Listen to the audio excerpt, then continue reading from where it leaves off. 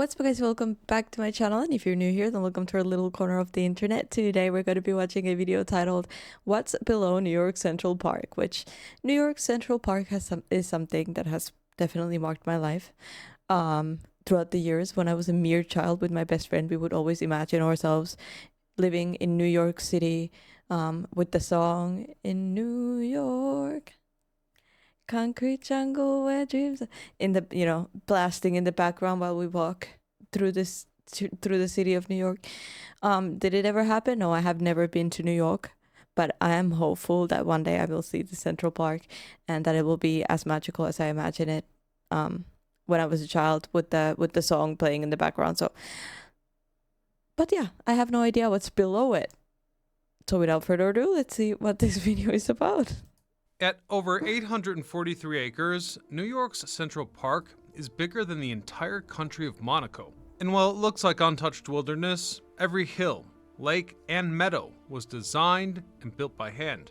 But the real story isn't on the surface, as beneath the lawns lie the remains of a lost village, the buried walls of a massive reservoir, and tunnels that sparked urban... Oh, don't tell me. You guys know how much I love history and villages and all of that. I've just made it 100 times better. Legends.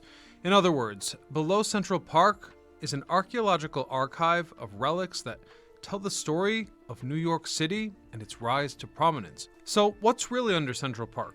Join me to find out. I'm your host Ryan Socash, and you're watching It's History. My love for New York came from Disney Channel, by the way, and that just sounded like the Disney intro. I'm Saini Taveras, and you're watching Disney Channel. Let's head back to a time when the land that would eventually become Central Park was rugged, rocky, and sparsely settled. Before the Europeans arrived, the Lenape people called the island Manhattan, meaning hilly island, for centuries. Its glacial outcroppings and natural springs were their hunting grounds and trading paths. But by the 17th century, Dutch settlers arrived and began reshaping the land. They built farms and hamlets, but the rocky, swampy center of Manhattan remained far less desirable. Even after the area fell into English control in 1664, much of what's now Central Park was still just open countryside, dotted with small settlements, stone walls, and roads like Kingsbridge Road, one of Manhattan's oldest routes. Fast forward to the early 1800s, and New York was exploding in size. In 1800, the city's population was just under 60,000, and by 1850, it had surged to more than 500,000, indicating a staggering rate of growth. Crowded tenements and factories filled lower Manhattan, and life for everyone was getting harder as waves of immigrants kept pouring into a city that lacked space. The ruling class, much included, needed fresh air and open space. And with that, reformers began calling for a great public park, something to rival the boulevards and pleasure grounds of cities like London or Paris. One of the loudest voices was William Cullen Bryant, the poet and editor of the New York Evening Post. In 1844, he argued that, quote, I don't know why, but in my head, like, the solution to having a lot of people in one place is not to make a massive park. You know, like, it wouldn't be the first time that comes to mind when, like, I would just say build more houses. But he argued that, quote, New York should build a park some miles distant from the dense parts of the city. A few years later, Andrew Jackson Downing, America's leading landscape gardener, reinforced the idea, pointing to European models like Hyde Park as inspiration and examples of what New York should follow. So it was. The city finally acted in 1853 when the New York State Legislature approved the creation of a Central Park. They initially designated about 775 acres between 59th and 106th, stretching from 5th Avenue to 8th, though at the time this was far north of the developed city. In fact, for the most part, what we now call Uptown was basically just wilderness. Anyhow, in 1857, the city held a design competition to shape the new park. Out of 33 submissions, the winners were Frederick Law Olmsted and Calvert Vaux. Excuse me, I'm trying to speak.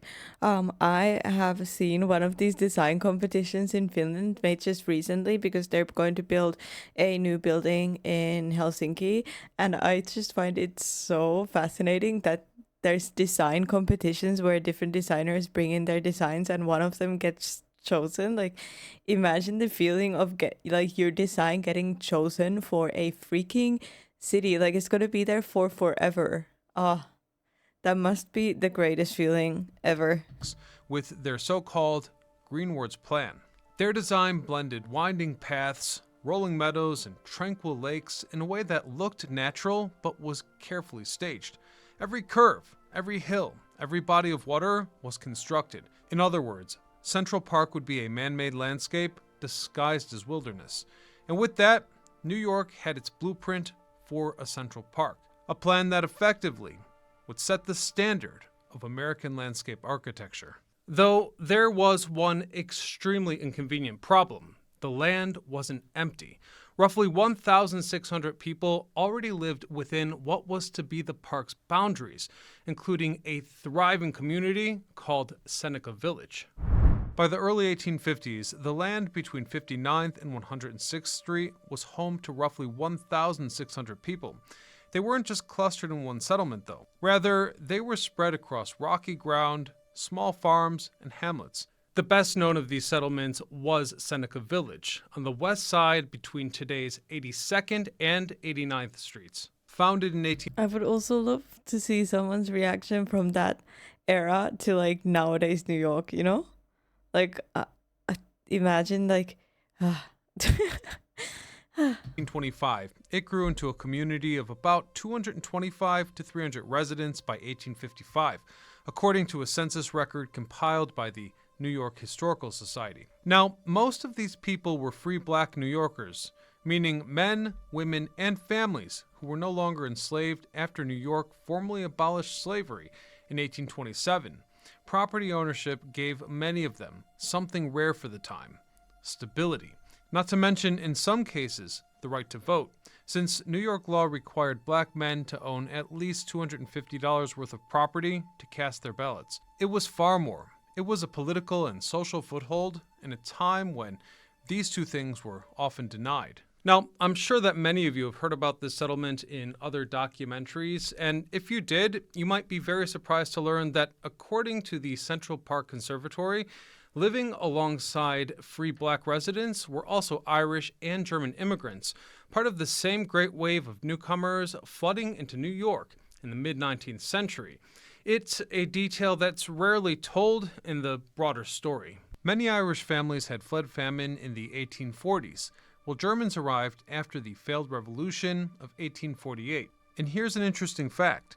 In Seneca Village, records showed that some of these immigrants rented houses from black landowners, whereas others eventually bought small plots themselves. The result was a settlement that, while modest, was unusually diverse for its time. Churches of different denominations, a public school, and 2 burial grounds, all within a few blocks. And here's the thing. Traces of this lost village still remain under the park. In 2011, archaeologists dug small excavation pits at the site of former Seneca Village homes, where they unearthed small artifacts like an iron tea kettle, a roasting pan, a stoneware beer bottle, fragments of Chinese export porcelain, and a small child's shoe, complete with a leather sole and upper fabric portion.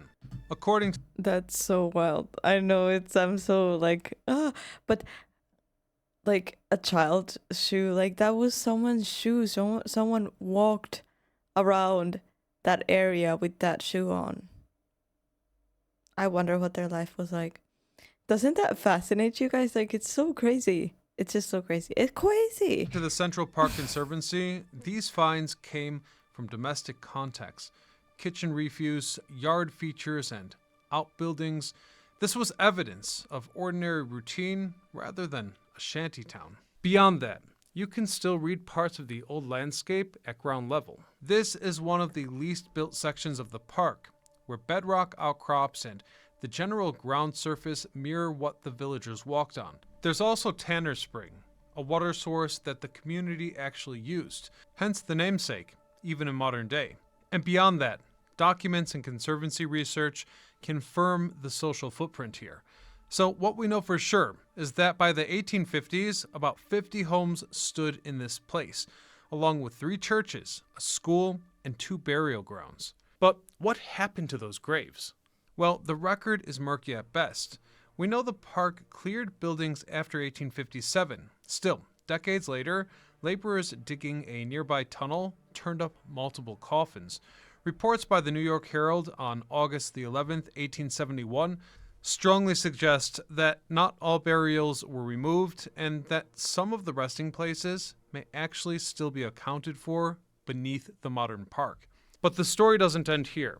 Remember, Seneca Village only accounts for 300 of the 1,600 residents who were forced to vacate their homes and make way for the new park. Elsewhere, within what would become the park's future boundaries, stood other clusters, such as Irish shanty towns near McGowan's Pass in the north, small farms near York Hill, and scattered homesteads across the interior. Most of these enclaves were razed without a trace when the city acted through eminent domain.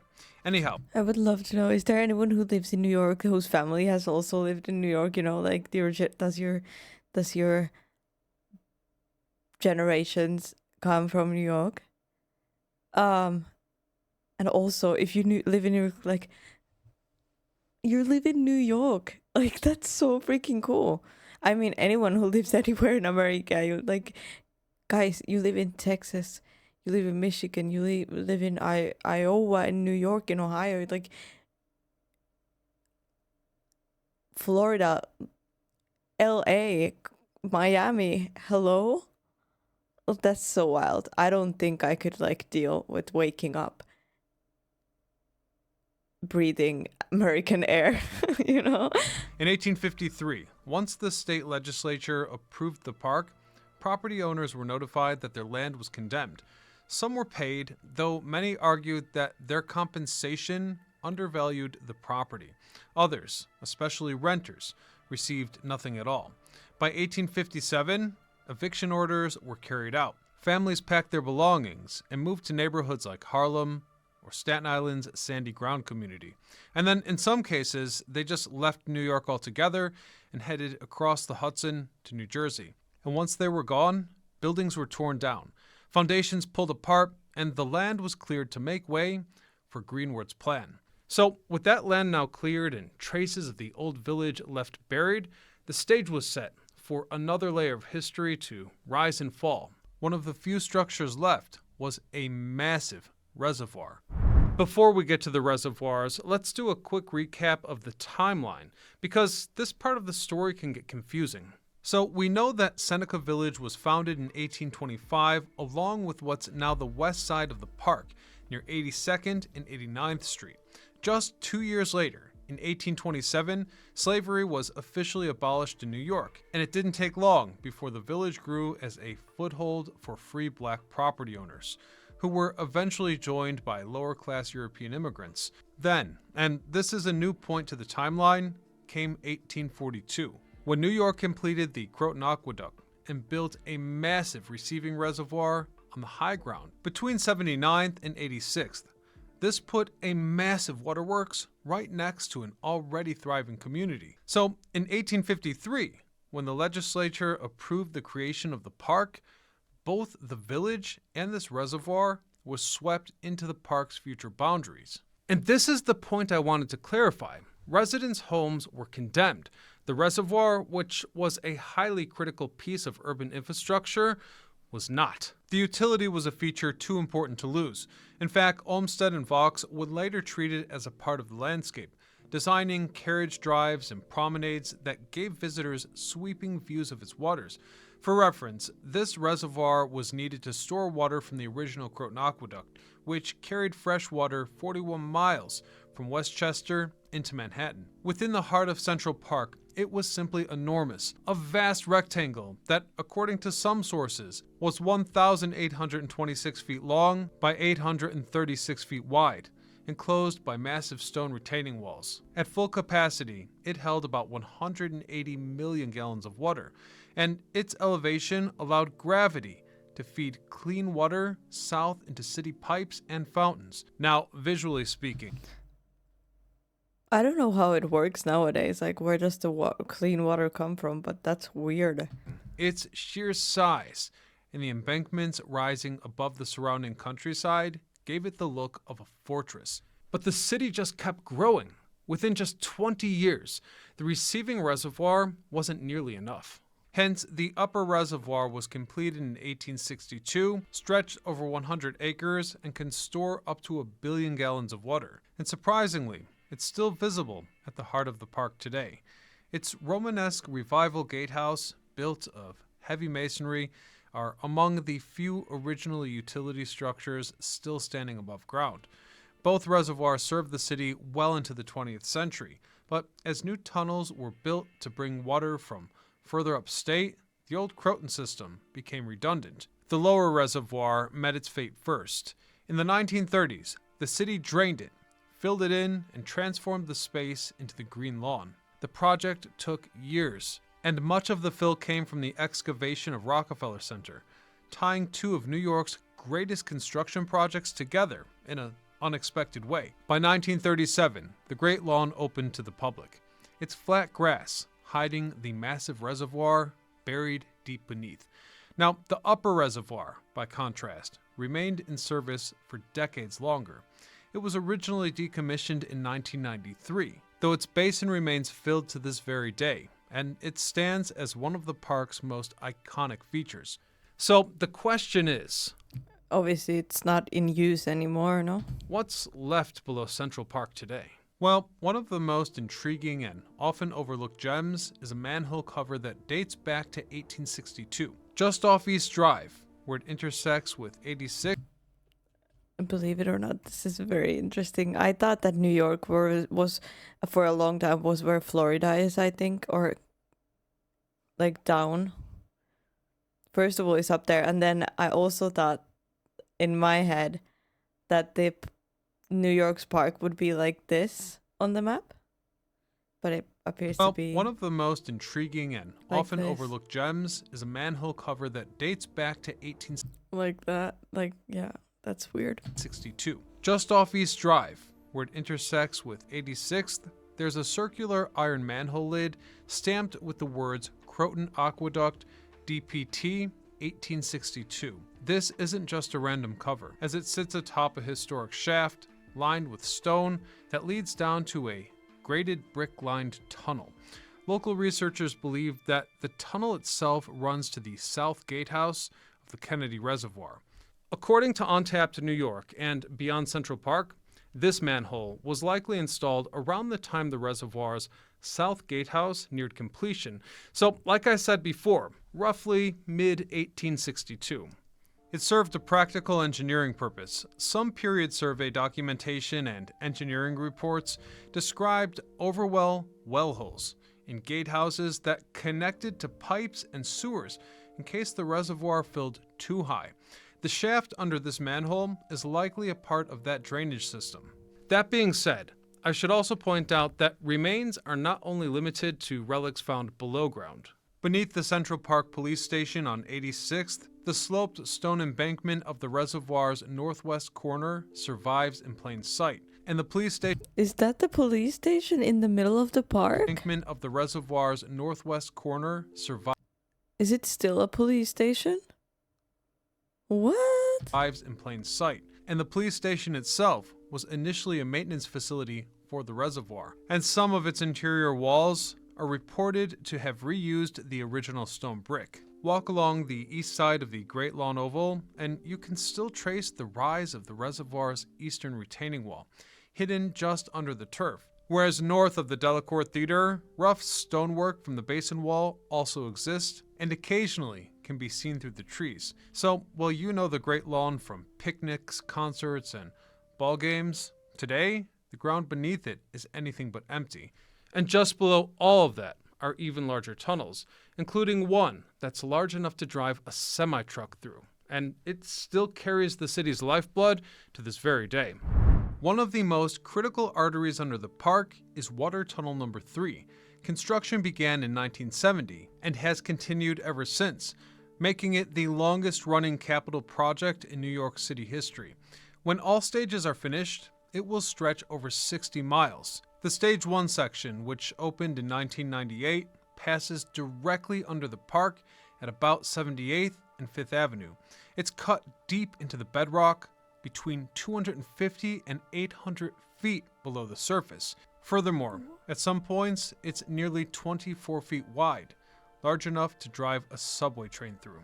There's also a valve chamber beneath 79th Street, hidden below the park, connecting the upper state water supply to Manhattan's distribution system. This chamber is part of the on-scene network that delivers nearly 1 billion gallons of drinking water to the city every day. And that's only the water supply. There's more. The 63rd Street Tunnel also runs beneath the park, carrying subway lines.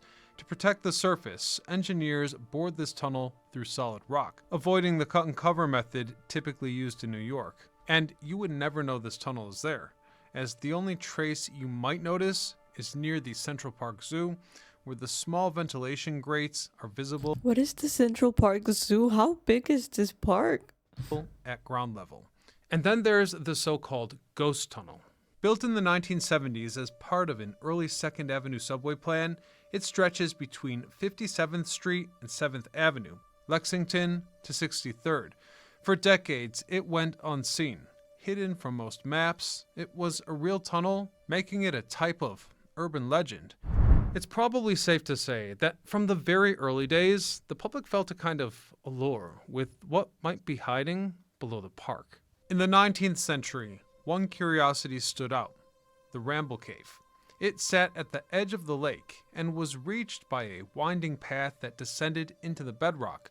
Some sources suggest that it was officially open for tours. Accounts describe a shadowy chamber with rough stone walls, dripping water, and a cool draft that made it feel far more removed from the city just beyond the trees. Gas lamps lit the way, flickering against the damp rock as visitors stepped down into the darkness. But the cave gained a reputation for trouble. Park reports mentioned illicit activity, muggings, and even assaults taking place here. By the early 20th century, the Parks Department decided it was too dangerous to keep open, so the entrance was sealed, leaving only its memory and guidebooks and photographs. These days, the site of Ramble Cave still exists on the north shore of the lake, near Oak Bridge at 77th. You won't find any That's really sad. Why did you have to ruin that for everybody? open passages, though. The entrance is blocked, but the stone ledges and the terrain that framed it are still there, blending into the rugged landscape. And this is the very type of park feature that led to speculation and rumors. Those rumors have a way of multiplying. Take the so-called Tavern Tunnel. The story goes that a hidden passage once linked Tavern on the Green to the park interior for moving contraband during Prohibition. It's a great tale, and one that falls firmly into the unconfirmed category, though local guides, as well as enthusiasts, repeat it.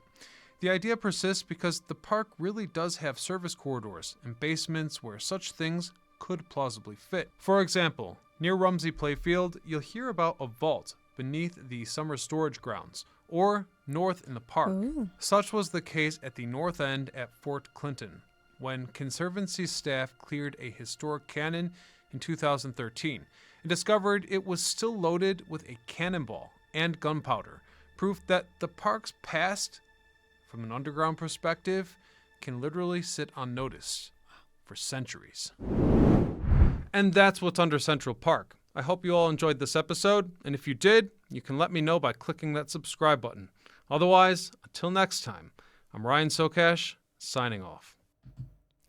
Signing off.